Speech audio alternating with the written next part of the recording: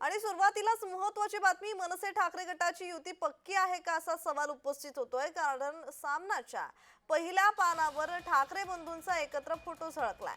ठाकरे बंधूंच्या एकत्र फोटोनं चर्चांना उधाण आलंय। महाराष्ट्राच्या मनात आहे तेच होणार अशा मजकुराखाली हा फोटो झळकलेला आहे। तर मनसे सोबतच्या युतीवर आता उद्धव ठाकरेंची सकारात्मक भूमिका असल्याची पाहायला मिळते। दरम्यान यावर संजय राऊतांनी काय प्रतिक्रिया दिली आहे ते पाहतोय।